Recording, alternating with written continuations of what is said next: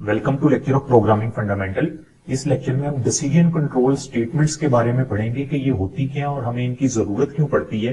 तो decision control statements को selection control structure भी बोला जाता है। अक्सर आपको लिटरेचर में सिलेक्शन कंट्रोल स्ट्रक्चर के नाम से भी मिलेंगी। तो इनको अगर हम डिफाइन करें कि डिसीजन कंट्रोल स्टेटमेंट्स हैं क्या, basically statements are the decision making statement. ये डिसीजन मेकिंग स्टेटमेंट्स हैं। डिसीजन मेकिंग से क्या मुराद है? It decide the order of execution of statement based on condition. यानी हमारे पास कुछ कंडीशंस होंगी, हम उन कंडीशंस को देख के डिसाइड करेंगे कि हमने क्या आउटपुट लेनी है। जिस तरह मसलन मैं आपको कहता हूं एक कंडीशन है कि मैं कहता हूं इफ यू वर्क हार्ड, तो सपोज करें एग्जांपल के तौर पे इफ यू वर्क हार्ड तो देन यू विल सक्सीड।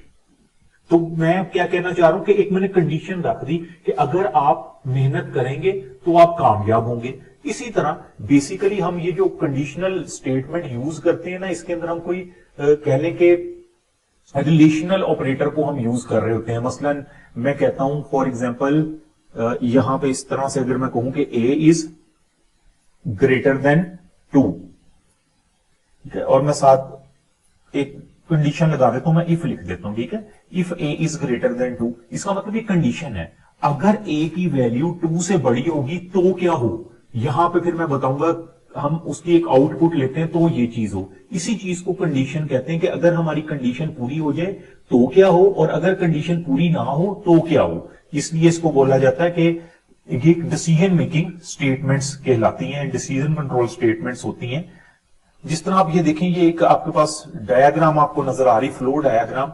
हमारे पास क्या कंडीशन है और नीचे लिखा है इफ कंडीशन इज ट्रू। इसका मतलब है अगर कंडीशन ट्रू हो जाए तो कंडीशन कोड यानी उस कंडीशनल कोड से मुराद ट्रू हो जाए तो क्या काम हो, और अगर वो ट्रू ना हो यानी ये वाली कंडीशन जो है वो ट्रू ना हो, जिस तरह यहां पे लिखा है इफ कंडीशन इज फॉल्स तो क्या हो, तो हम प्रोग्राम एंडिंग की तरफ चले जाएंगे। वो वाली जो कंडीशन पूरी होने पे जो हमने टास्क परफॉर्म करवाना था वो टास्क नहीं परफॉर्म होगा।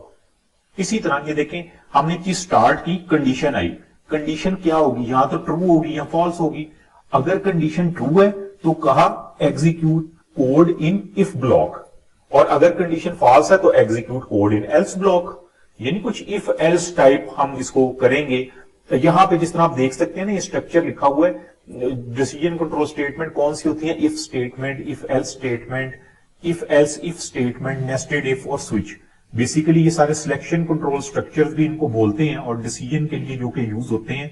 तो हम ये सारे पढ़ेंगे, वन बाय वन हम पढ़ेंगे, विद एग्जांपल्स देखेंगे। इस लेक्चर का मकसद ये है कि आपको एक थॉट देना कि डिसीजन कंट्रोल स्टेटमेंट होती क्या है, तो इनमें फर्क क्या है, इफ में क्या फर्क है, इफ एल्स में क्या, हम विद एग्जांपल्स ये सारी चीजें पढ़ेंगे।